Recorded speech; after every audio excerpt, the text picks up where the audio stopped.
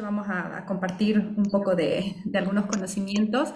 Les voy a hablar sobre lo que es el virus sincitial respiratorio, un virus que es conocido pero muy poco estudiado, ¿no? O sea, como que no se le da mucha importancia en nuestro medio. Sin embargo, es necesario aprender sobre él.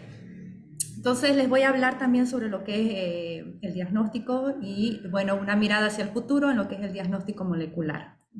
Entonces, para comenzar un poquito, siempre hay que, como yo digo, conocer al enemigo.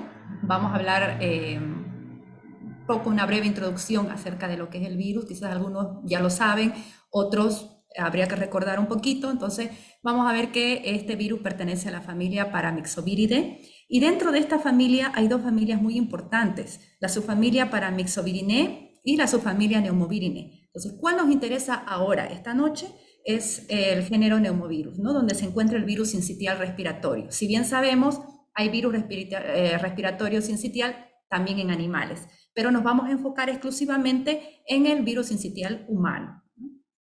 Entonces, ¿a qué se debe su nombre? A la capacidad de formar sincitios en células de cultivo y, bueno, en las células en el organismo cuando se da el momento de la patogenia del virus, ¿no? Entonces, más adelante les voy a explicar a qué se llaman los sincicios, ¿no?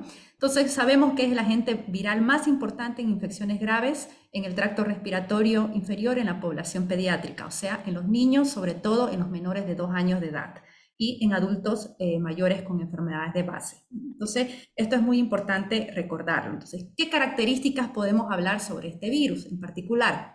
Es altamente contagioso, no sobrevive a cambios de temperaturas extremas ni de pH.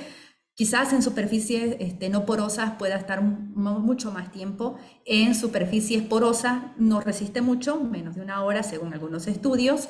En las manos es variable, ¿no? Las puertas de entrada del virus, sabemos que es la conjuntiva ocular, la mucosa nasal y oral, al igual que otros virus respiratorios. ¿Cómo se da la transmisión? Por contacto directo, a través de gotas de saliva, de las manos, contactos con objetos contaminados. Sabemos que cuando estamos hablando, cuando estamos riendo, cuando estornudamos, tosemos, se emiten, salen en toda velocidad ciertas gotas, algunas de peso molecular mucho mayor, otras menor. Entonces, estas que quedan resuspendidas en el aire son las que fácilmente ingresan al organismo de la persona receptora que está en ese momento en el mismo lugar, en la misma habitación o que está conversando con la otra persona, ¿no? Hay muchos estudios acerca de las distancias que uno debería tener con una persona que está contagiada. ¿De dónde han salido estos estudios? Bueno, han sido resultados prácticamente de la pandemia, ¿no? Estudios realizados en el SARS-CoV-2. Sin embargo, se aplica mucho a otros virus respiratorios y este es uno de ellos porque es altamente contagioso. ¿Qué características importantes tiene este virus? Son pleomórficos, quiere decir que pueden adquirir formas variables, o sea, es moldeable este virus. Tiene un tamaño aproximado entre 150 a 300 nanómetros, tiene una envoltura doble, que es frágil, tiene una nucleocápside helicoidal donde se deposita, se encuentra el ARN genómico, no segmentado, por ejemplo, entre los pocos virus que tenemos con material genético segmentado se encuentra el virus de la influenza.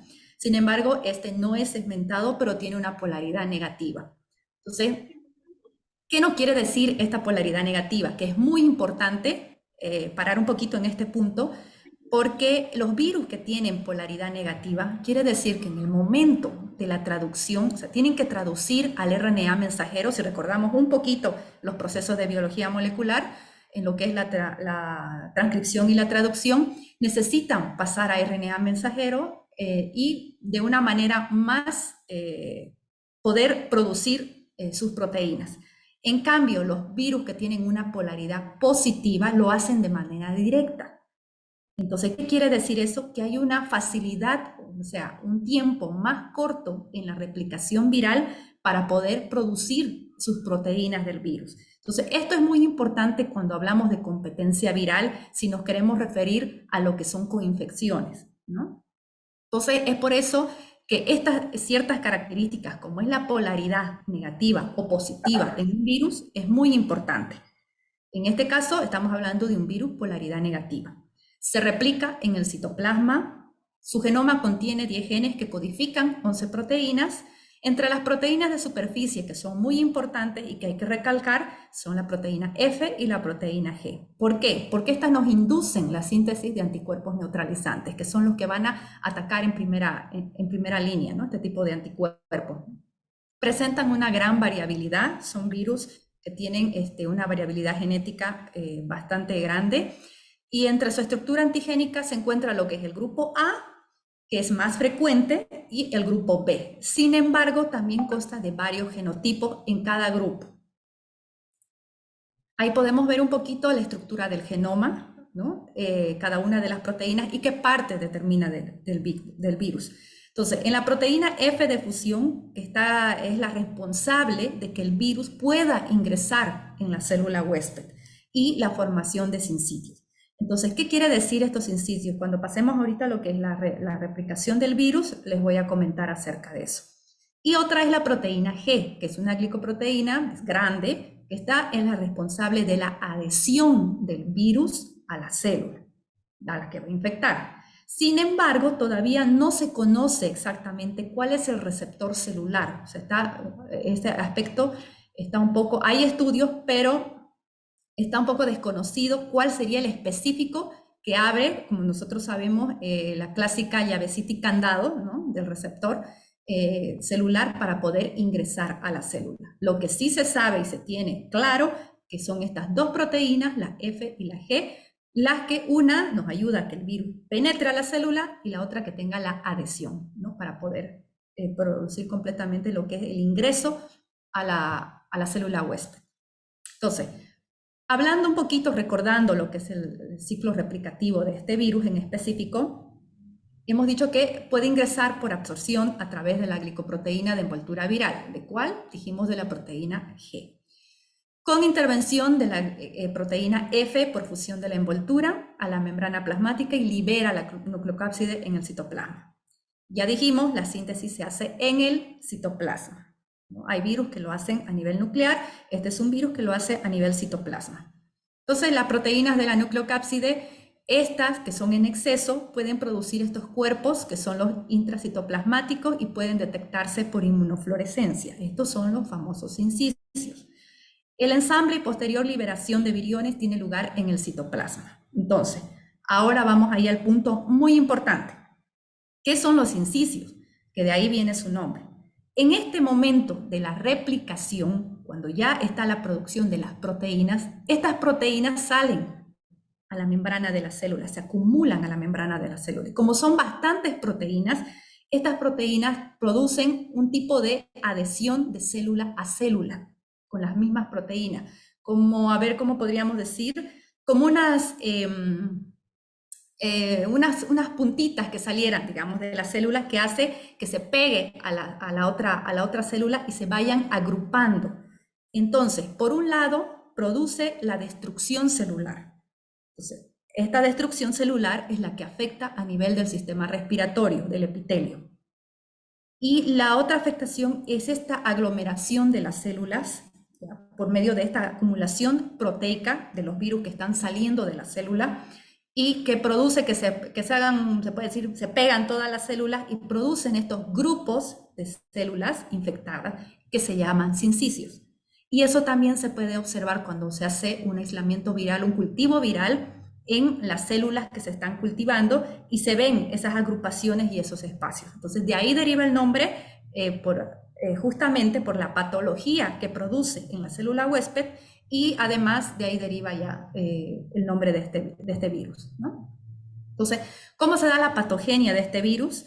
Ya dijimos, afecta a las células epiteliales del sistema respiratorio superior e inferior cuando se complica en la parte inferior, ¿no? Entonces, ya dijimos que estos virus entran, ¿no? Por absorción, hacen la fusión, entonces se activan, hay un reclutamiento de activación de células inflamatorias, empieza a producirse el moco, que es característico de estas enfermedades respiratorias, entonces aparecen los mediadores inflamatorios, ¿no?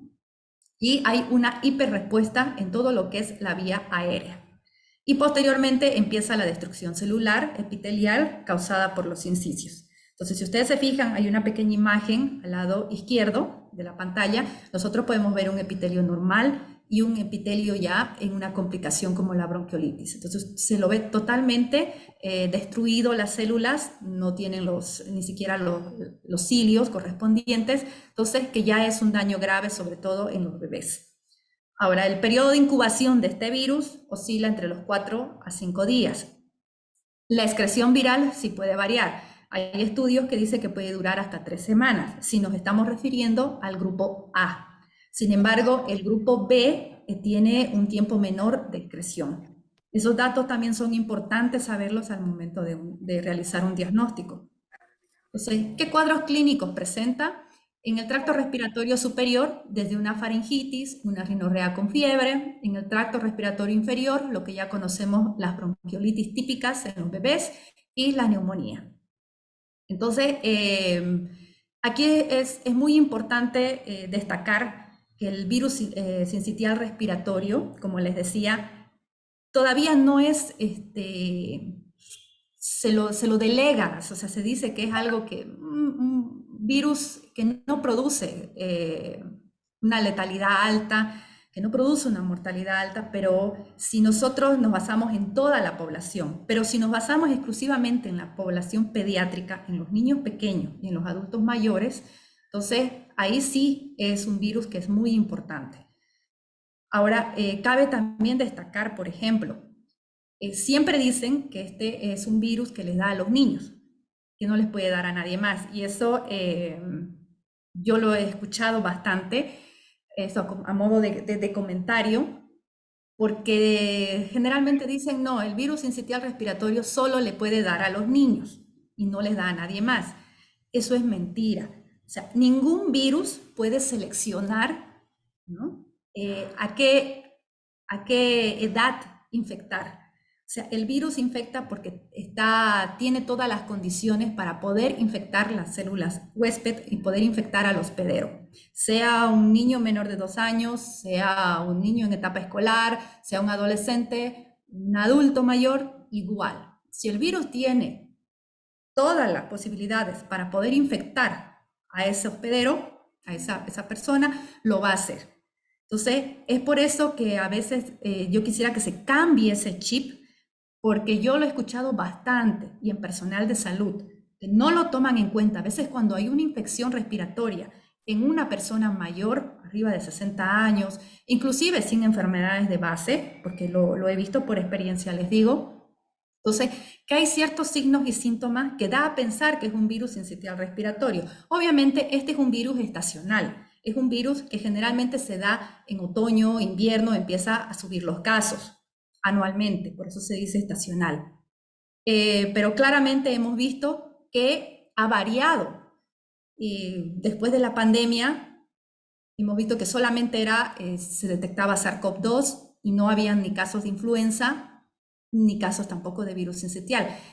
A pesar que no se hace un diagnóstico molecular del virus sincitial respiratorio. Eso es algo nuevo que ha aparecido después de la pandemia.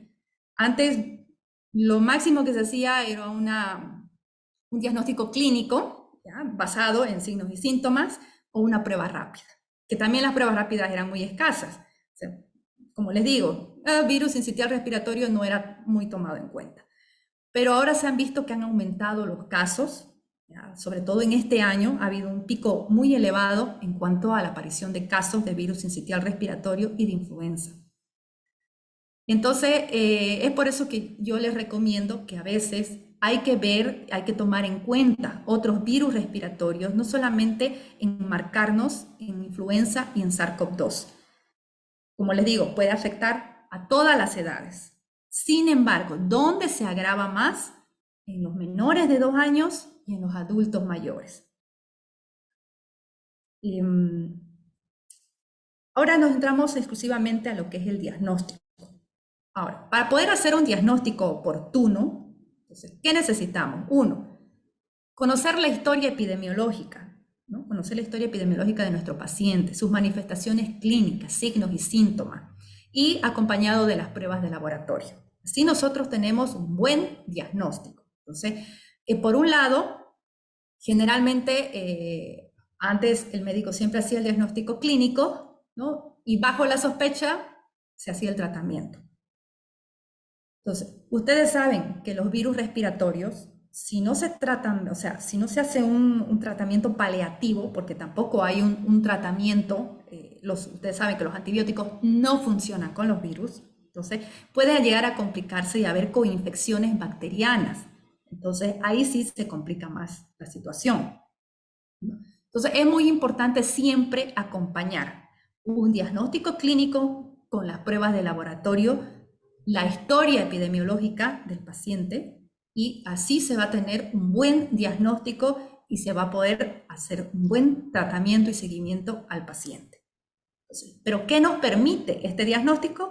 Optimizar el manejo, monitorizar mejor a los pacientes, aplicar medidas de prevención, ¿ya? Sobre todo si se da un brote en un colegio, en una escuelita, en un kinder, ¿no? En un asilo. Entonces, controlar la expansión del virus, hacer una vigilancia epidemiológica de la enfermedad. Entonces, eso nos permite tener un buen diagnóstico. Y obviamente, lo principal, evitar los decesos, evitar las muertes, las complicaciones, sobre todo en los bebés. ¿Qué muestras necesitamos para hacer un diagnóstico correcto de virus sincitial respiratorio? Entre las muestras que necesitamos son, puede ser un lavado o aspirado nasal, un lavado bronquial alveolar, un hisopado nasal o un hisopado nasofaríngeo. Cualquiera de estas muestras nos sirve para hacer un diagnóstico. Entonces, ¿qué necesitamos? Correctamente trabajar con medios de transporte viral. Las muestras deben tomarse con hisopos de Dacón, no con hisopos de madera. Nunca, nunca con hisopos de madera. Ustedes dirán, ¿por qué? ¿No? Y tampoco hisopos de algodón. ¿Por qué? Porque este material produce inhibición en la polimerasa, que es la enzima que nosotros utilizamos para hacer la amplificación de los ácidos nucleicos. Entonces nos puede dar un falso negativo. Entonces, esa es la principal razón. Y no solamente para virus sincitial respiratorio, para todos los virus respiratorios. Entonces, esa es una recomendación muy importante. No podemos usar hisopos de madera. Uno, porque es más riesgoso del paciente si se mueve, peor si es un niño. Dos, ¿por qué? Porque nos va a inhibir la polimerasa. Y vamos a tener un mal diagnóstico, un resultado, un falso negativo. Entonces no vamos a poder determinar exactamente cuál es el patógeno que está ocasionando la infección. Entonces es muy importante tenerlo, tomar la muestra y colocarlo en un medio de transporte viral y mantenerlo. Si es un laboratorio que va a referir la muestra a otro laboratorio, ya sea privado o de referencia, entonces tiene que haber una cadena de frío.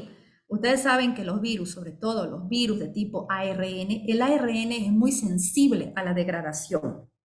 Y sobre todo, por más que se encuentre en medio de transporte viral, si no está a una temperatura adecuada, ahí tenemos nosotros ADNasa, ARNasa, que van a degradar, que se van a comer a nuestro material genético. Entonces, igualmente puede dar un resultado, un falso negativo, porque no lo puede llegar a detectar por tan degradado que está en la PCR. Entonces, ese también es otro riesgo. Es por eso que si no se tiene una buena muestra, un buen transporte y manejo de la muestra, todo después nuestro proceso al final, ¿ya? Va a estar mal. No vamos a tener un resultado oportuno como queremos tenerlo. Para todos los que trabajamos en laboratorio en el área de salud, sabemos que tenemos fases muy importantes: la preanalítica, la analítica y la posanalítica. Y dentro de lo que es la fase preanalítica tenemos todo lo que es la toma de muestra, incluido hasta el etiquetado del tubo, ¿no? Eso es muy importante porque ustedes saben que hay pacientes que tienen hasta el primer nombre y el primer apellido igual. Entonces, siempre es mejor colocar todo el nombre completo del paciente, colocar la edad, colocar todos los datos para que no haya un problema, sobre todo en los lugares donde se manejan bastante cantidad de muestras, ¿no? La correcta toma. El personal que toma la muestra tiene que ser un personal que tenga experiencia. ¿Por qué? Porque nosotros al hacer un hisopado no es solamente el meter el hisopo, sino que tiene que barrer células epiteliales. ¿Por qué? Porque los virus están dentro de las células epiteliales. Entonces, eso nosotros necesitamos estas células para poder hacer después la amplificación de su material genético. Si no hay una correcta toma de muestra, el resultado al final va a ser malo. Entonces, esas son las recomendaciones en cuanto a lo que es la toma de muestra. Lo mismo se aplica para otros virus respiratorios, ¿no? ¿Qué métodos diagnósticos existen?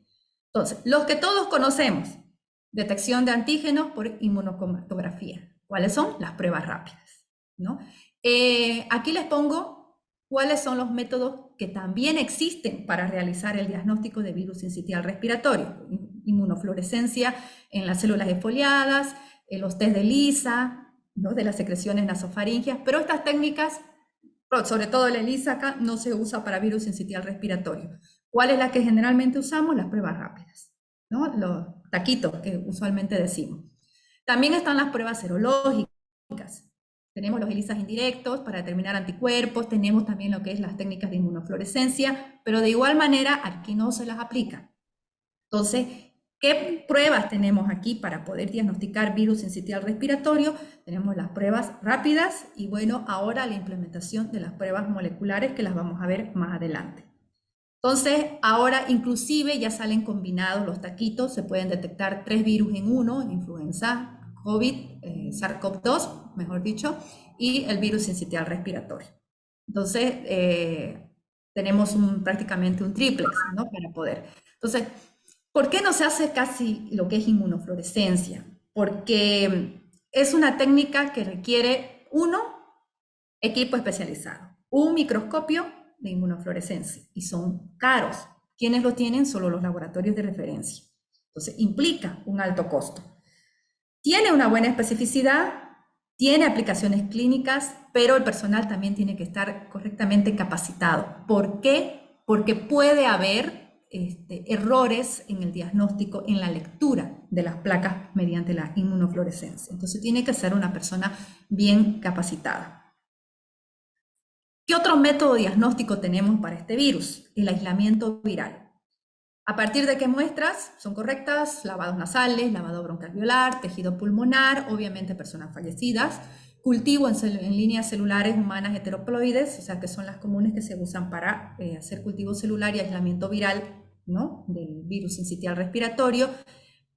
Pero aquí también tenemos otro pero. Implica bastante, es un alto costo en el equipamiento para hacer cultivo, aislamiento viral. Solo lo tienen los laboratorios de referencia y se usan más que todo, bueno, se usa también para el diagnóstico clínico, pero lo usan también para lo que es investigación.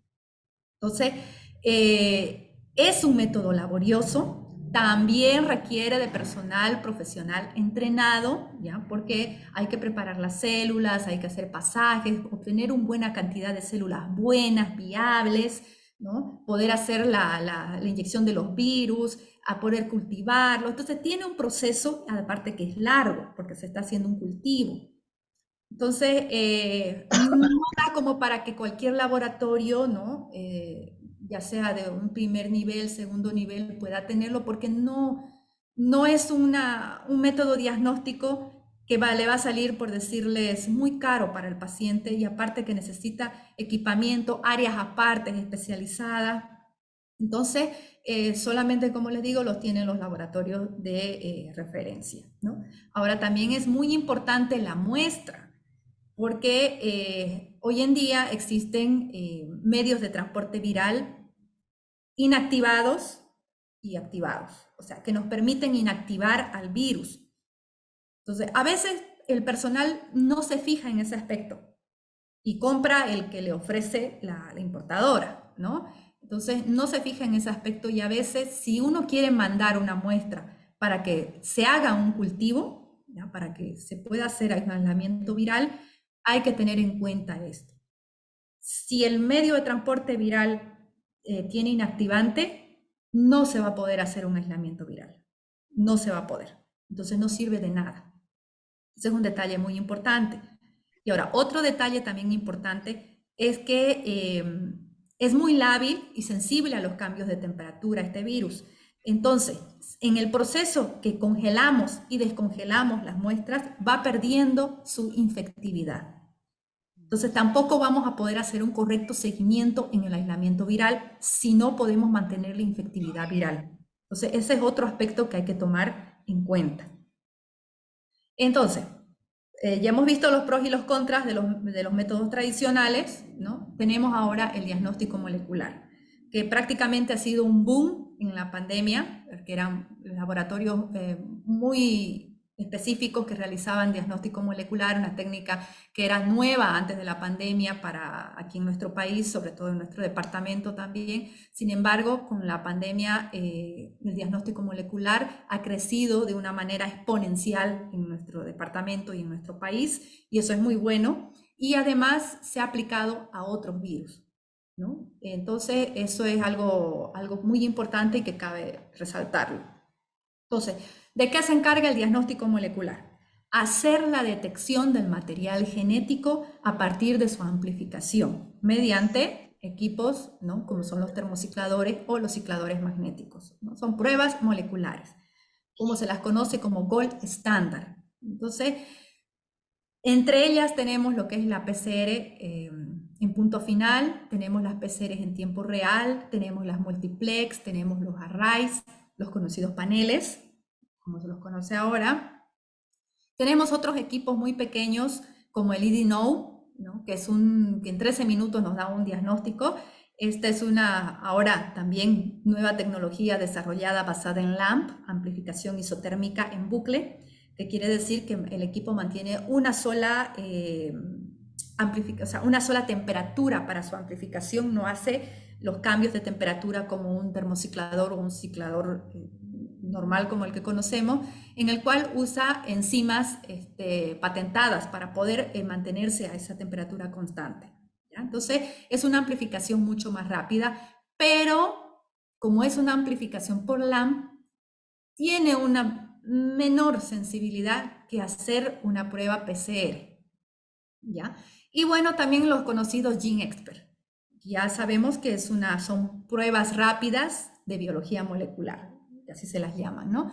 ¿Por qué? Porque estos equipos permiten que en un pequeño cassette, ¿no?, se coloque la muestra y el equipo prácticamente lo hace todo, desde la extracción. Entonces el personal no necesita tener áreas grandes, totalmente separadas, como un requerimiento básico para biología molecular, y se trabajan solamente con estos cartuchos. Pero son pruebas que, como lo hace más rápido el equipo, 40, 45 minutos, dependiendo la prueba, también implica un alto costo para el paciente. Son pruebas mucho más caras, ¿ya? Y todas ellas que forman parte de lo que es equipamiento y técnicas y métodos dentro del diagnóstico molecular. Entonces, las de PCR punto final generalmente lo utilizan laboratorios muy pequeños, laboratorios de investigación. ¿Por qué? Porque necesita tener un área de electroforesis específica para poder observar las amplificaciones, ¿no? Tiene una menor sensibilidad y especificidad que una PCR en tiempo real. Entonces, para un diagnóstico molecular en el área clínica, siempre es mejor tener una PCR hacer una PCR en tiempo real. Eso es muy importante. Porque, ¿cuáles serían las ventajas, ¿no? Uno, detectar pequeñas cantidades del material genético del virus. Detección de asintomáticos. Esto en las enfermedades virales también se da. Tenemos personas a veces que son inmunocompetentes. O sea, tienen un sistema inmunitario, pero tremendo, ¿no? Reforzado, se diría. Entonces, prácticamente los síntomas son mínimos, imperceptibles, o a veces ni se dan cuenta, pero una PCR permite detectarlos. Tienen mayor sensibilidad, mayor especificidad, resultados más precisos y rápidos, ¿ya? Nos permite hacer una vigilancia de grupos, subgrupos y genotipos. Actualmente se conocen 13 genotipos para el grupo del virus sincitial respiratorio A y 20 genotipos para el virus sincitial respiratorio B. Te dirán, pero ¿para qué nos sirve saber si es A o B o a qué genotipo pertenece? Prácticamente en la clínica hay pequeñas diferencias. O sea, el virus es el mismo, la misma especie, virus sincitial respiratorio. Sin embargo, si nos referimos al momento de la excreción viral, el tiempo de duración, el virus A, o sea, el grupo A del virus sincitial respiratorio, tiene un tiempo de excreción mucho más largo.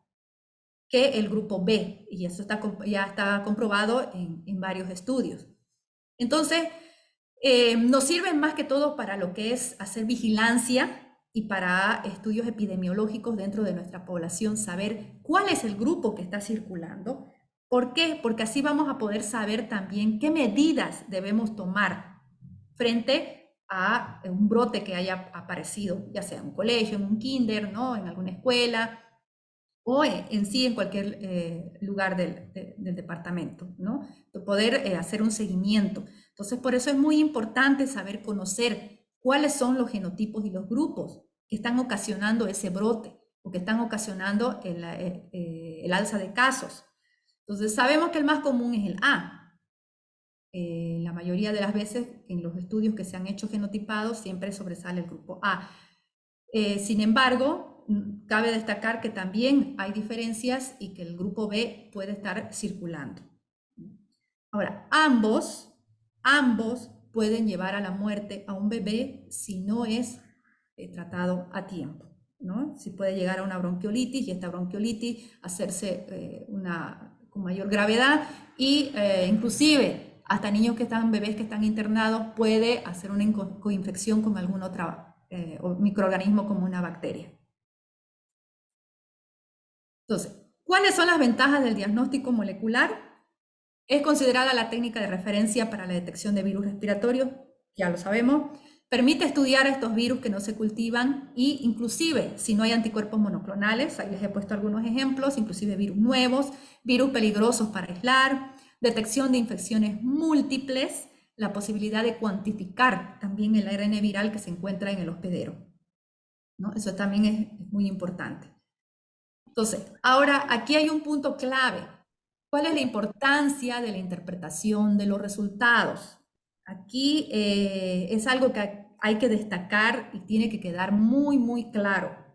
Una prueba de biología molecular que el equipo me lance positivo o negativo, yo tengo que tener mucho cuidado en lanzar ese resultado sin previamente no analizar la historia clínica del paciente. ¿Ya? ¿A qué me refiero con eso? Signos, síntomas, días de inicio de síntomas. ¿Por qué? Porque ustedes saben que en la PCR, en tiempo real, ¿ya? Hay un número, un valor que se llama el CT, ¿ya? Que es el punto de corte donde va a empezar a formarse, a darse la amplificación, la fluorescencia cuando detecta el material genético. Entonces, esto va a empezar de manera exponencial y va a subir a manera logarítmica. Entonces, aquí es muy importante, ¿por qué? Porque nosotros consideramos dentro del valor de CT, ¿ya? De acuerdo también al reactivo que estemos usando, al equipo que estemos usando, hay un punto donde nos va a discriminar cuáles son positivos y cuáles son negativos. Pero acuérdense que hay una zona gris que le llamamos, o los famosos indeterminados. Entonces, si una persona no tiene experiencia, y bueno, me dicen que en el ciclo 40, con un CT de 39, por decirles, ya de 40, me tendría que dar mayor a 40, negativo, menor a 40, positivo. Si la persona no tiene experiencia, para lanzarlo como un positivo. ¿Qué pasó eso? En la pandemia.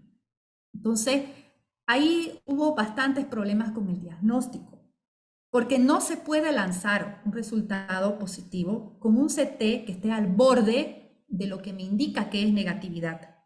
Entonces yo tengo que analizar ese caso. Tengo que decir, ¿se tomó mala muestra? ¿Hubo poca muestra? ¿El paciente está iniciando con la replicación viral? ¿Está iniciando con la infección? ¿Está de bajada de la infección? ¿Es algún otro tipo? ¿No tiene síntomas? ¿Puede ser una contaminación? Entonces yo ahí tengo que ver la clínica, tengo que analizar todo y decir si realmente amerita tomarle una segunda muestra al paciente o amerita también repetir desde mi extracción y mi PCR para poder corroborar ese resultado antes de lanzar. Entonces, eso es muy importante. ¿Por qué? Ahora, el valor clínico de la presencia de ácido nucleico viral en las muestras respiratorias, ¿por qué? La detección molecular no me va a discriminar entre virus infectivo y no infectivo. La PCR me va a decir si hay presencia de material genético del virus sincitial respiratorio o no hay presencia, ¿ya? Que en realidad en la PCR está mal dicho positivo y negativo.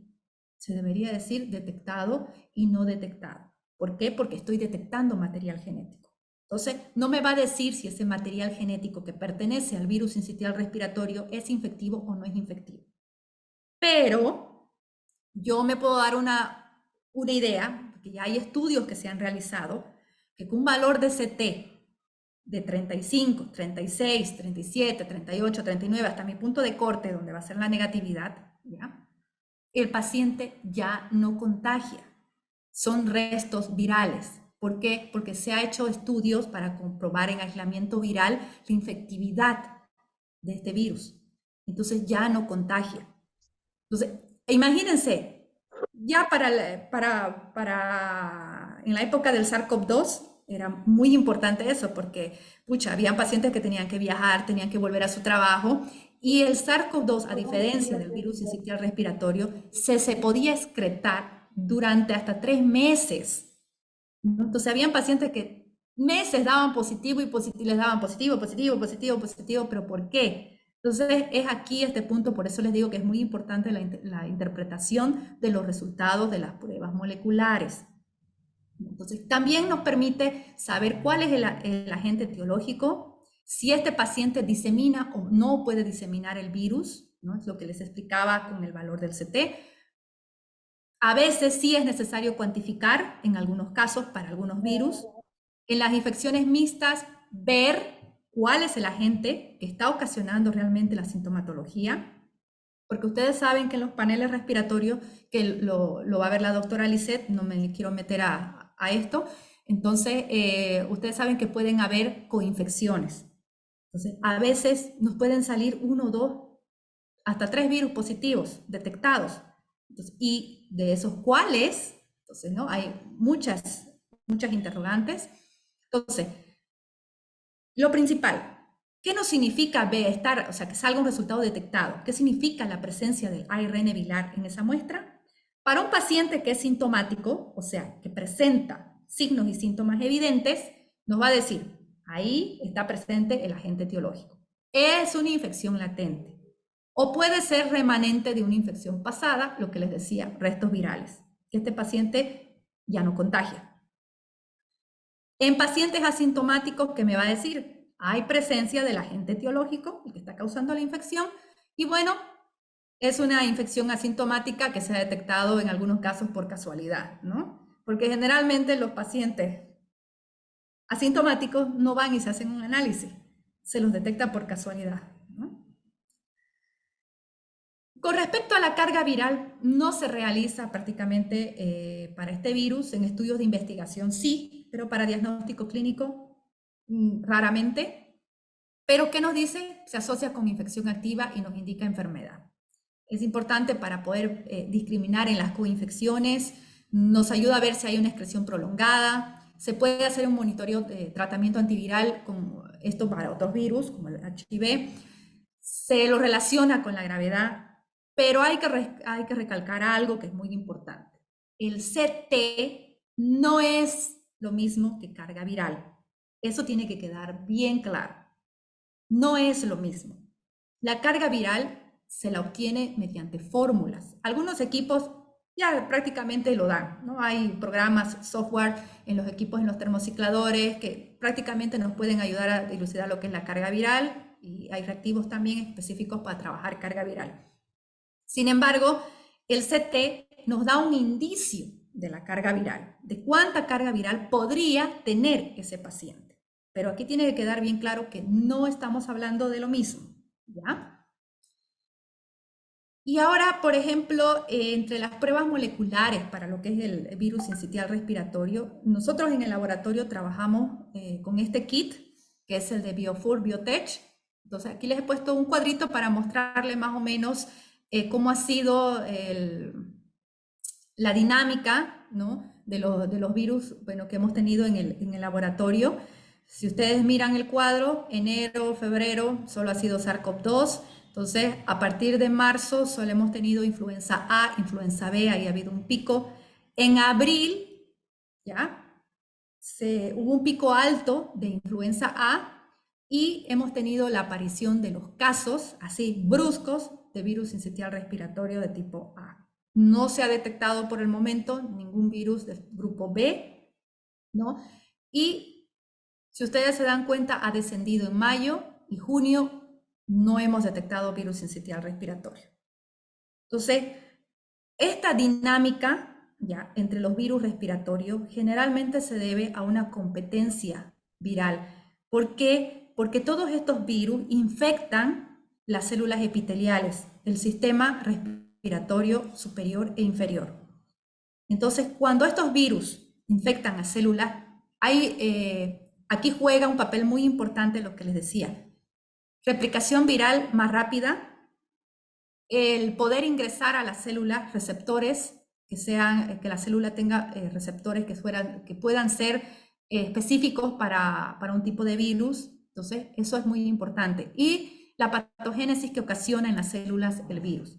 Entonces, hay algunos virus, como el virus sincitial respiratorio, que es muy drástico, se puede decir, o sea, la destruye a la célula, entonces no le permite a otros virus poder ingresar se queda con menos células para poder infectar. Sin embargo, aquí hay una diferencia muy grande con el SARS-CoV-2. Ustedes dirán, pero ¿y en la pandemia por qué no se vieron casos de virus sincitial respiratorio, de influenza? Sí hubo un pequeño periodo, si no me equivoco, en la cuarta ola, donde apareció la famosa flurona, que era una coinfección de influenza con SARS-CoV-2, pero ha sido diciembre y enero prácticamente, y de ahí desapareció. Entonces, ¿por qué? Porque el SARS-CoV-2 es un virus de RNA positivo, o sea, tiene una mayor velocidad de replicación que un virus ARN, como lo es el virus sincitial respiratorio o como lo es el virus de la influenza. Entonces, ahí había mayor competitividad, aparte que el SARS-CoV-2 infectaba a mayor células hospederas, no solamente el sistema respiratorio, eso ya lo sabemos. Entonces tenía mayor capacidad de poder infectar otros tipos de células en el cuerpo. El virus sincitial respiratorio exclusivamente infecta células epiteliales del sistema respiratorio, al igual que el virus de la influenza. Entonces, son detalles que hoy en día faltan muchos estudios para estudiar específicamente esto, por qué hay esa dinámica de los virus, ¿no? A veces hay un brote de uno, desaparecen los otros, después reapunta otro virus, entonces, ¿no? Es más que todo, está en lo que influye lo que es la replicación, velocidad de replicación, competencia viral por los hospederos, ¿no? Entonces son detalles que todavía están en estudio en otros países. Lamentablemente en nuestro país todavía es incipiente la investigación en esta área, pero de a poquito se puede ir, ¿no? Entonces, como le mencionaba, nosotros ahorita estamos trabajando con este reactivo de biología molecular, que es de Biofur, que discrimina lo que es el virus sincitial respiratorio A y virus sincitial respiratorio B. Y bueno, hasta el momento no hemos tenido problema. Los casos que hemos tenido se han podido detectar de manera temprana y cabe recalcar que también son en personas mayores. Entonces, lo que les decía, el virus no está específicamente, como dicen, y he escuchado, con el perdón de algunos médicos que quizás están escuchando, los he escuchado decir varias veces que dicen, no es virus sincitial respiratorio porque eso solo le da a los bebés. Y sin embargo, el diagnóstico, virus sincitial respiratorio positivo, ¿no? Detectado por PCR para una persona mayor, inclusive en personas que no tienen enfermedad de base. Entonces, como les digo, los virus no seleccionan, los virus van, infectan donde tienen todas las condiciones para poder ingresar e infectar. Ahora, es muy importante realizar un diagnóstico diferencial, ¿no? Con otros microorganismos que también presentan los mismos signos, o sea, similares signos y síntomas. Hay que hacer un diagnóstico diferencial, sobre todo ahora con el SARS-CoV-2, influenza, rinovirus, que el rinovirus también es un virus muy común, ¿ya? Metapneumovirus, que también se ha visto que han aumentado casos para influenza, adenovirus, y con otras patologías como es el asma, enfermedades por reflujo, sibilancias, que son otras patologías que tienen algunas personas o algunos cuerpos extraños en la vía aérea que ya sea que hayan introducido o algo, sobre todo en los niños pequeños, en los kinder, ¿no? En las guarderías. Entonces, es importante, como en cualquier virosis, hacer un diagnóstico diferencial, porque sabemos que en los virus respiratorios, como lo va a hablar la doctora Lisette, los signos y síntomas son muy similares. ¿Qué desafíos tenemos en el diagnóstico molecular? Hablando específicamente de lo que es virus sincitial respiratorio. Estandarización de técnicas a partir de diferentes muestras respiratorias. Si ustedes han visto, el abanico de muestras es amplio, ¿ya? Pero habría que ver qué muestras son más representativas. ¿Por qué les digo esto? Porque toda infección viral respiratoria ingresa primero, o sea, infecta primero el aparato respiratorio superior y luego, en el transcurso de la evolución de la enfermedad, de la infección, va bajando hasta llegar a lo que sean los bronquios, los pulmones. De la misma manera, el día, el momento en que se hace la detección molecular, entonces uno sabe más o menos por el dato del CT en qué día puede estar ese paciente de la infección. Entonces, por eso es muy, muy importante preguntarle cuándo inició los síntomas, porque si nosotros vamos a hacer un diagnóstico por prueba rápida, ¿por qué? Porque a veces el paciente busca lo más barato, lo más económico. Aunque se le dice que tiene menor sensibilidad, menor especificidad y todas las cosas, a veces el paciente prefiere hacerse una prueba rápida. Pero si ese paciente viene en el primer día de síntomas, le va a dar un resultado falso, negativo. ¿Por qué? Porque recién está empezando la replicación viral y eso es como una curva, ¿ya? Exponencial. Entonces, una prueba rápida con un CT arriba de 34, 35, la prueba comprobado por PCR, la prueba rápida no lo detecta, lo da como negativo, sale negativo. Entonces, y ese paciente puede ser que recién esté empezando. Entonces, por eso es recomendable que cuando se realizan pruebas rápidas, ya sobre todo para virus respiratorios, si estamos hablando igual en el caso del virus sincitial respiratorio, ya sea para SARS-CoV-2, igual, no se puede hacer una prueba de antígeno el primer día. Hay que pasarlo al segundo día, decirle al paciente, vuelva al segundo día. Hay muchos pacientes que insisten en hacerse, pero uno como personal de salud tiene que explicarles el por qué. Porque imagínense que esta persona, que sea un abuelito, no sé, y tenga sus nietitos bebés en casa o un bebé recién nacido, se hace una prueba de antígeno, le sale negativo, sin embargo, recién está empezando con la infección, va a ir a contagiarlo.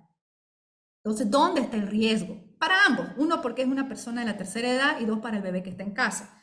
Entonces, eso es muy importante, ¿ya? Entonces, pero con una prueba molecular, no importa si es el primer día, igual lo detecta, igual lo detecta. Entonces, esos detalles y saber en qué muestra, porque por ejemplo, si es un paciente que ha venido al tercer, cuarto día de la infección, entonces está bien, todavía lo va a seguir detectando.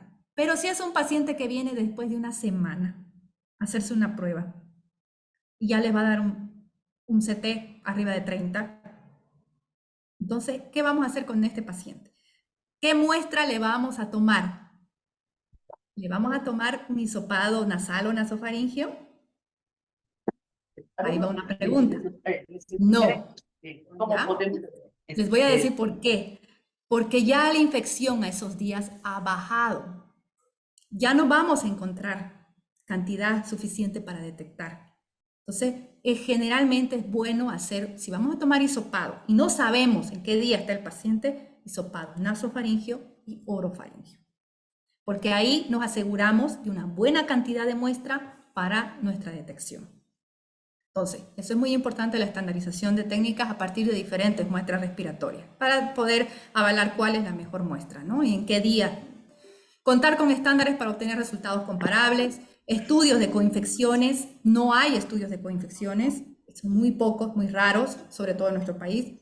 Aplicación e interpretación de carga viral, perdón. Estudios para elaborar algoritmos diagnósticos que permitan el mejor manejo del paciente, vigilancia de nuevos agentes respiratorios. ¿Ustedes creen que hay un algoritmo para virus sincitial respiratorio en nuestro departamento no hay. Sí lo hay para otros virus, ¿no? Para virus dengue, chikungunya, zika, sarampión, etcétera, etcétera, los que son de reporte inmediato. Sí lo hay. Pero para virus sincitial respiratorio, que debería haber sobre todo para los bebés, para los menores de 1 año. Eso es muy importante. Utilización de técnicas de secuenciación masiva aplicada al diagnóstico. Entonces, poder, aparte de hacer nuestro diagnóstico molecular, poder secuenciar y hacer un seguimiento a nuestros genotipos o subgrupos que se encuentran circulando en nuestro departamento, en nuestro país. Eso también es relevancia. Bueno, y por último, para terminar, que ya todos lo sabemos, pero a veces cabe recalcar un poquito, tratamiento y profilaxis para el virus sincitial respiratorio solo de soporte. Antipiréticos, oxígeno, sueroterapias, broncodilatadores, corticoides, ¿no? A veces usar ribavirina, también tenemos el palivizumab, ¿no? Anticuerpos monoclonales que pueden ayudar a que el virus no pueda adherirse a la célula hospedera y nos puede, pero esto obviamente hay que darlo en los primeros inicios, porque darlo después ya tampoco sirve de nada, ¿no? Ya inició la replicación viral, ya inició la destrucción del epitelio. En Bolivia no existe vacuna contra el virus sincitial respiratorio, aparte, ¿no? Que es muy difícil preparar una vacuna para este virus. ¿Por qué? Porque presenta una gran variabilidad genética, como lo vimos al inicio. Además, la existencia de los anticuerpos IgA en la mucosa respiratoria es poco intensa, es de corta duración. Es por eso que uno se puede infectar y volver a reinfectar y volver a sucesivamente varias veces con virus sincitial respiratorio. Sin embargo, la FDA ha aprobado a la Arexvy, la primera vacuna contra el virus sincitial respiratorio que está aprobada solo para uso en Estados Unidos y que ha sido mayo del 2023 que ha salido esta noticia, ¿no? Y la vacuna que está siendo aprobada para mayores de 60 años. Entonces, faltan muchos estudios, faltan muchas... comparar este tipo de análisis con otra población, no solo mayores de 60, sino menores. Entonces, ustedes saben que los estudios de vacunas tienen que ser muy rigurosos y muy amplios para evitar, ¿no?, cualquier complicación después. ¿Qué medidas de prevención contra el virus sincitial respiratorio? Las mismas que cualquiera para otro virus respiratorio. Lavarse las manos con agua y jabón. Pero dirán, por agua y jabón, ¿por qué? Porque ya hemos visto que los virus que poseen envoltura, ¿ya?, el jabón les deshace la envoltura y fácilmente los podemos destruir. Evitar el contacto cercano con personas enfermas, cubrirse la nariz y la boca al estornudar, evitar tocarse si uno ha tocado una superficie que está contaminada con una persona que ha tosido, que ha dejado su Kleenex, ¿no? Evitar tocarse la cara, los ojos, siempre desinfectar, lavar las superficies y quedarse en casa cuando uno está enfermo y obviamente alejarse de lo que son niños pequeños y personas mayores que puedan tener inclusive con enfermedades de base, ¿no?, para evitar eso. Y bueno, eso es todo. Muchas gracias. Bueno, agradecerle por la charla, bastante interesante lo que nos habla.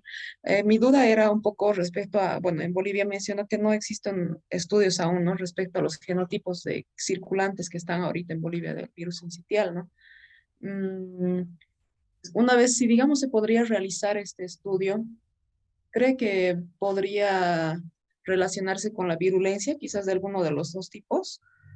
Y no sé qué, usted, qué más, qué otros marcadores se podría estudiar, digamos, paralelos al genotipo. Esa sería mi duda, doctora. Ya, exactamente. ¿Por qué es importante?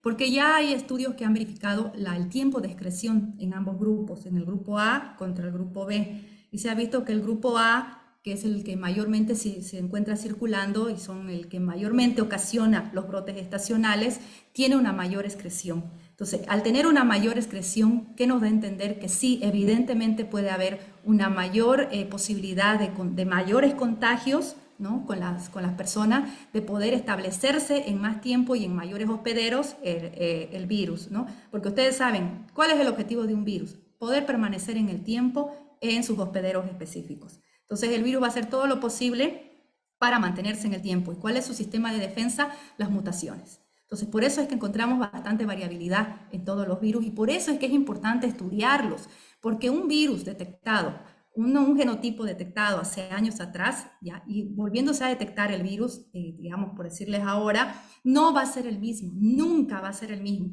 porque los virus en cada proceso de replicación, en cada replicación ya hay pequeñas mutaciones, alteraciones que van acumulándose con el tiempo. Entonces, estas pequeñas mutaciones a veces no afectan, ¿ya? A veces no afectan en la efectividad, o sea, son otras que pueden tener otra relación quizás estructural o alguna otra cosa en el virus, pero no. Ahora, hay mutaciones también que son mutaciones que pueden ocurrir al azar, mutaciones mucho más grandes que sí pueden alterar lo que es la virulencia o la capacidad de mayor efectividad del virus, mayor excreción. Entonces, todos esos puntos pueden ayudar a que el virus se permanezca en el tiempo y en los hospederos. Y es por eso que siempre vamos a ver brotes. Cada año hay brotes y brotes. ¿Por qué? Porque la finalidad de los virus es permanecer en el tiempo en sus hospederos, ¿ya? Como cualquier ser vivo.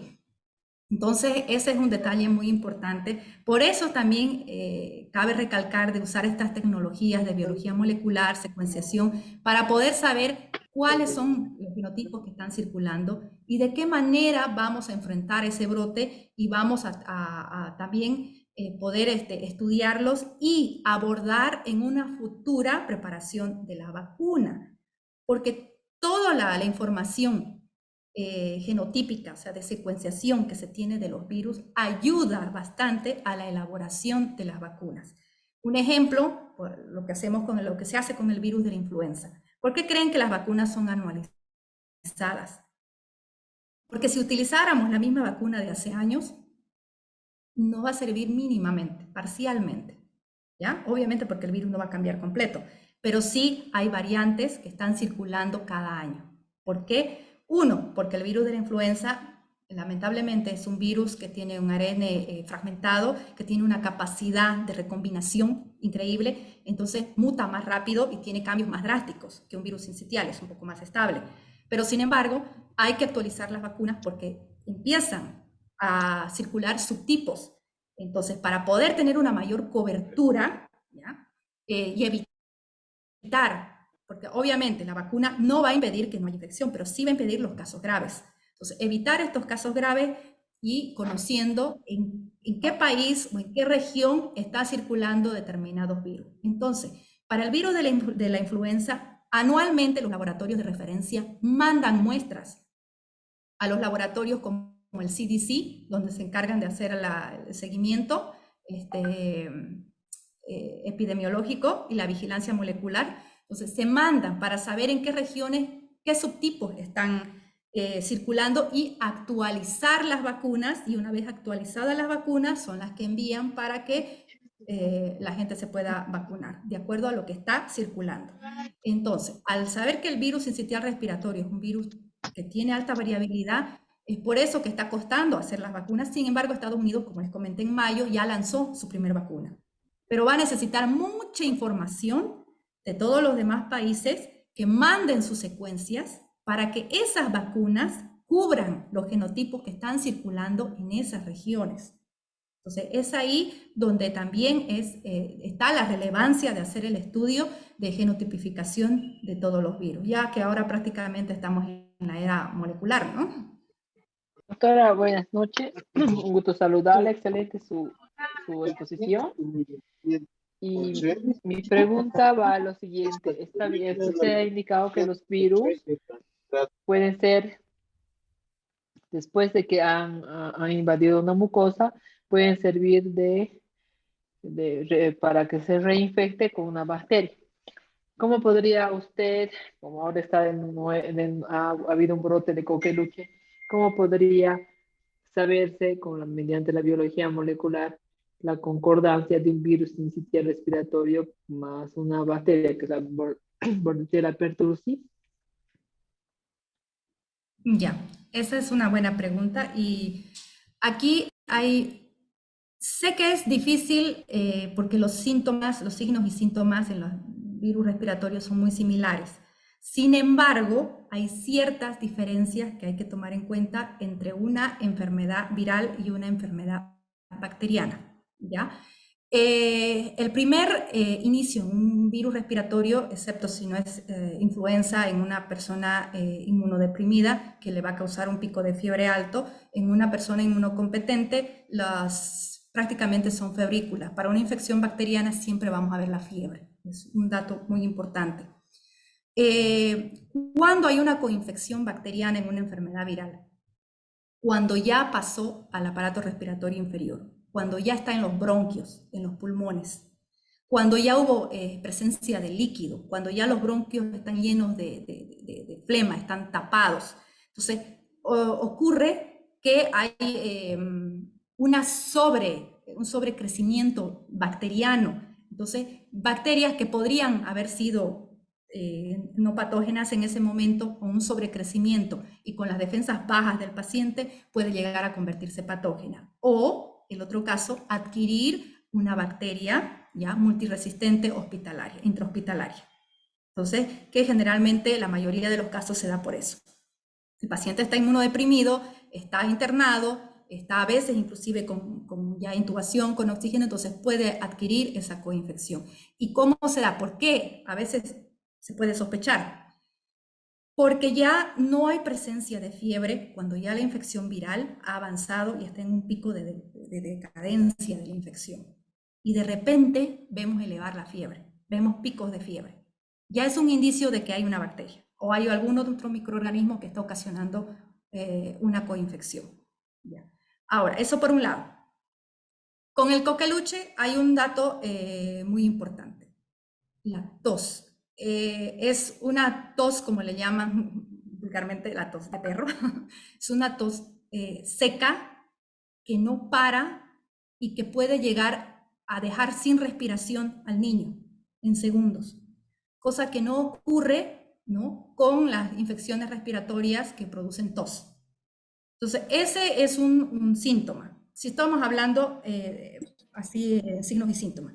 Ahora, si nos referimos directamente a ese pacientito, le hacemos una prueba molecular para discriminación, ya sean de patógenos, un panel viral o un panel bacteriano, obviamente que en el primer momento que se tomó la muestra y se le hace la detección viral o detección bacteriana por biología molecular, ahí vamos a tener el resultado claro. ¿Cuál es el microorganismo o los microorganismos que están ocasionando la enfermedad? ¿Por qué? Porque los primers que se usan en una prueba molecular son altamente específicas para el microorganismo que se está buscando. Entonces, ahí no va a haber ¿cómo se dice?, una confusión. Lo que sí tendría yo que ver si hay una coinfección de dos microorganismos es, bueno, ¿cuál inició y cuál es el que está haciendo la coinfección? O si los dos han sido adquiridos al mismo tiempo. Entonces, ahí ya es un poquito más complicado. Eso sí se podría saber mediante un estudio de carga viral, ¿no? Pero ya salir un poquito del tema, porque en muchos laboratorios solamente se realiza carga viral, como sabemos, para HIV, para hepatitis C. Entonces, para otras infecciones virales es solamente la detección molecular, presencia o ausencia de material genético del virus estudiado o de la bacteria de interés. Entonces, ahí no se preocupe, usted hace una prueba molecular con los primers específicos para lo que usted quiere encontrar, o un panel donde va a encontrar todos los microorganismos y el resultado le va a dar cuál es el microorganismo que está ocasionando. Muchas gracias. Buenas noches, doctora. Bueno, gracias por compartir sus conocimientos. Y mi pregunta es, de los datos que ha presentado de los resultados del virus sincitial respiratorio, ¿en qué pacientes se ha detectado?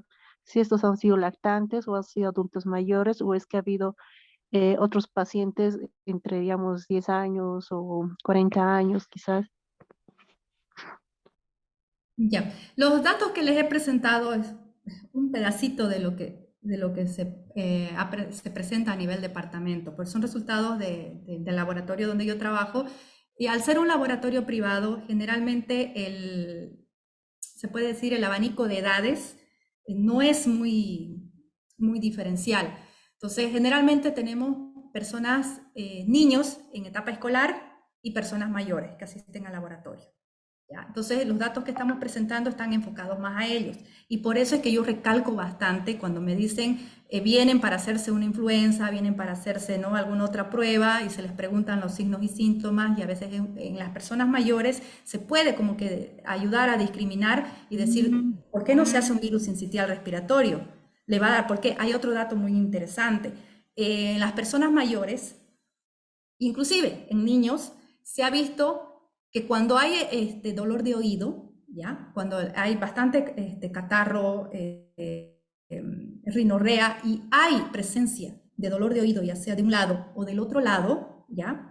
Con una pequeña picazón en la garganta, yo les apuesto que está relacionado a virus sincitial respiratorio. Porque las personas que han tenido esos síntomas, esos signos, han dado positivo a virus sincitial respiratorio. Le estoy hablando de personas mayores.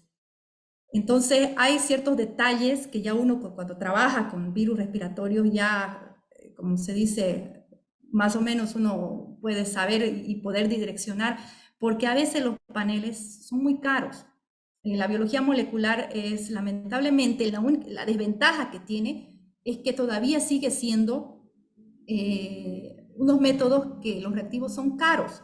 Entonces, a veces el paciente no tiene para cubrir, porque el médico no solo le va a pedir la prueba, le va a pedir hemograma, le va a pedir, ¿no?, otro tipo de pruebas para tratar de descartar otras cosas. Entonces, ustedes ven toda la lista de análisis y a pedir un panel respiratorio se le carga al paciente. Entonces, a veces dice, no tiene otra prueba donde pueda ver, y bueno, se van a las pruebas rápidas. Entonces hay que tratar de poder direccionar a ese paciente, y ya cuando el personal tiene experiencia, ya por qué no se hace un antígeno, o por qué no se hace una influenza, o por qué no se hace esto, o tratar de ver con los síntomas y la clínica que presenta el paciente para poder direccionarlo a qué prueba realizarse. ¿Ya? Y también ver, obviamente no voy a hacer eso en un paciente que ya está internado, que está corriendo riesgo su vida, ¿no? Ahí lamentablemente hay que ver qué cosa es lo que le está dando. Entonces, pero si es un paciente ambulatorio, que usted lo ve que no, está bien, entonces hay posibilidad de poder ofrecerle también al paciente, de decirle, mire, hay estas opciones, estas pruebas, pero hay también estas desventajas y estas ventajas, ¿no? Entonces, ahora, si nosotros nos vamos a los hospitales de niños, obviamente que la prevalencia es sumamente alta. Lo podemos ver claramente en el Hospital de Niños de aquí de Mario Ortiz, de aquí de Santa Cruz. Ellos trabajan con el EVNO. En realidad no tienen un termociclador, y tampoco son muy raros los casos que ya derivan para realizar paneles. Pero ellos tienen un equipo que es por una donación, no recuerdo, de algún proyecto, y trabajan con el EVNO. Entonces, el EVNO les discrimina lo que es virus sincitial respiratorio e influenza. Entonces, como en el hospital de niños la mayoría de la población es pediátrica y hay bastantes menores de 2 años, entonces eso les ayuda bastante.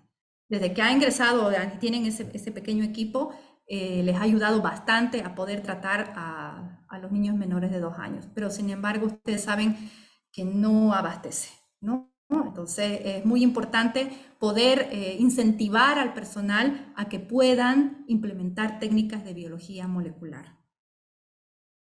¿Cómo determinan el porcentaje de inefectividad del VRS y cuál o cuándo es relevante para el diagnóstico o el reporte de laboratorio?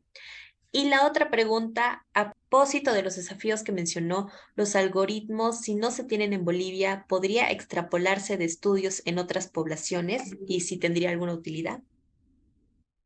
Bueno, para responder su primera pregunta, doctora, sí, hay varios estudios que ya se han hecho en virus respiratorios, ¿ya?, donde se ha comparado los valores de CT y también valores de carga viral, ¿ya?, con la infectividad. ¿Cómo se compara? Ustedes preguntan, ¿pero cómo se compara? Se compara con cultivo celular.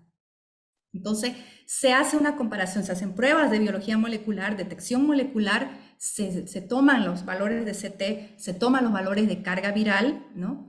Y esas mismas muestras se hace aislamiento viral. Entonces, ahí se mide el porcentaje de infectividad. Si todavía este virus tiene la capacidad de infectar y de formar sincicios en las células hospederas. O hasta qué parámetro está esa capacidad de infectar. Y eso es lo que obviamente ya se extrapola en la población.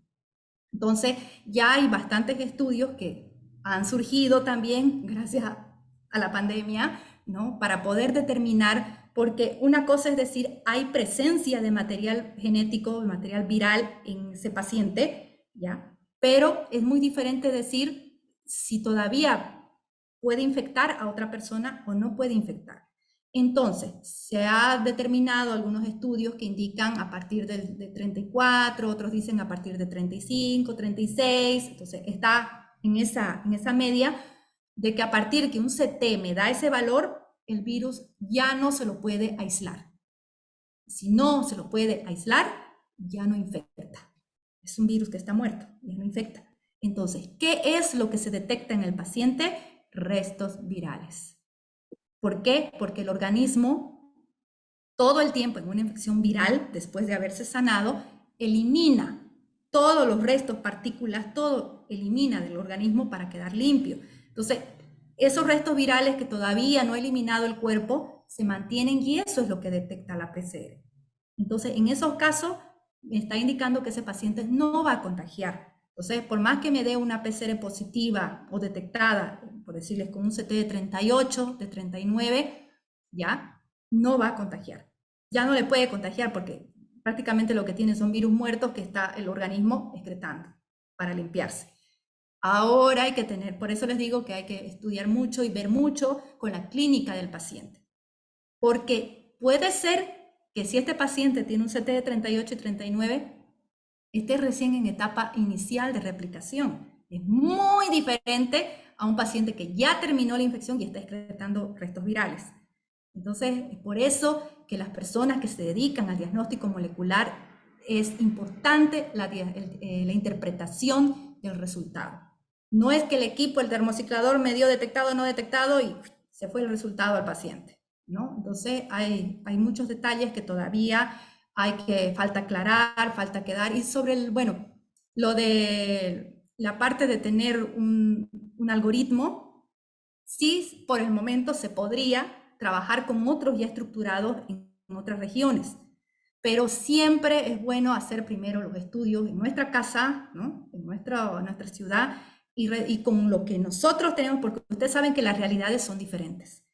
Aunque ciertos países en desarrollo compartamos algunas similitudes, siempre van a haber características propias de la región, del lugar, de nuestra población. Entonces, siempre mejor iniciar. Si no se han iniciado, iniciarlo los estudios, aunque sean pequeñitos, porque poco a poco suman y ayudan de algo, ¿no? Para poder tener un algoritmo y poder tratar, por lo menos diseñado para los que son menores de 2 años y mayores de 60 años, que son los que están en mayor riesgo de una complicación, ¿no? Buenas noches, ¿cómo está? Doctora, muchas gracias por su presentación. Bueno, yo le hablo de acá de Cobamba. Soy docente investigador del Laboratorio de Biología Molecular de la Facultad de Bioquímica y Farmacia de la San Simón. Y comentarle un poco, doctorita, hemos estado nosotros ya trabajando desde el 2017, en realidad, con investigaciones con virus respiratorios. Y al menos nosotros ya desde estos años tenemos evidencia de que el virus sincitial respiratorio ya era un virus que circulaba y que predominaba en nuestra población. Hemos trabajado con hospitales pediátricos y actualmente lo seguimos haciendo, apoyando justamente a la vigilancia epidemiológica en nuestro departamento. Y bueno, dentro de lo que es la facultad de bioquímica, ahorita nosotros tenemos también investigación justamente de esta línea de respiratoria y seguimos haciendo, ¿no? La detección de este virus, ¿no? Y vale la pena, ¿no? Mostrar también esos resultados, como usted mencionaba, ¿no? Hace mucho también las características del entorno, ¿no? Porque algunas de las características clínicas que usted mencionaba no, no necesariamente son las mismas que podrían hacerse acá. Por ejemplo, la otitis no es un hallazgo que al menos en la población que nosotros hemos estudiado en estos años se haya encontrado demasiado, ¿no? Porque también habrá que considerar que nosotros hemos considerado población pediátrica y no siempre la valoración de algunos hallazgos son tan objetivos, ¿no? Porque a veces los niños tienen dificultad inclusive para expresar realmente dónde es la molestia, el dolor, etcétera. Y bueno, valdría la pena, doctora, igual también, ¿no? Eh, reunir tal vez justamente toda esta información para generar, ¿no? Un patrón nacional, justamente la circulación de todos estos virus respiratorios, ¿no? Y evidentemente el virus sincitial respiratorio, si bien este año ha empezado a sonar, también para el personal médico, ¿no? Es un virus que conocen muy bien, ¿no? Porque justamente a los menores de 2 años realmente es uno de los virus que principalmente de él sospechan cuando se complica la infección, ¿no? En infecciones respiratorias graves. Solamente ese comentario, doctorita. Gracias. Bueno, la felicito, doctora Natalie, por iniciar esas investigaciones. Es muy importante que todos esos datos los tenga publicados para que se pueda acceder a esa información, porque es relevante realmente. Y obviamente, como les decía, hay que tener información de cada lugar, de cada sitio, porque hay cosas que se ven en un lugar y en otras no, y pueden ser detalles importantes para poder hacer un buen algoritmo a nivel departamental o nacional, ¿no? Yo la felicito, doctora, por esos estudios. Ojalá estuvieran publicados o sean publicados muy pronto para que todos los que nos dedicamos al estudio de los virus tengamos acceso a esa información, ¿no? Sí, doctorita, le cuento que tenemos publicaciones al respecto, justamente de la facultad. El año pasado mismo, a finales, se ha publicado uno de la circulación exclusivamente de virus respiratorio, influenza y SARS-CoV-2, ¿no? Considerando este periodo de transición que hemos estado viviendo de la cuarentena que se vivió en un momento y nuevamente la reincorporación del entorno social, ¿no? Justamente población pediátrica. Y bueno, seguimos trabajando igual en una nueva publicación, ¿no? Ya con datos ya de este año ya también. Buenísimo, si nos los pudiera compartir a todos los presentes sería una gran aportación. Listo, doctorita. Así será entonces.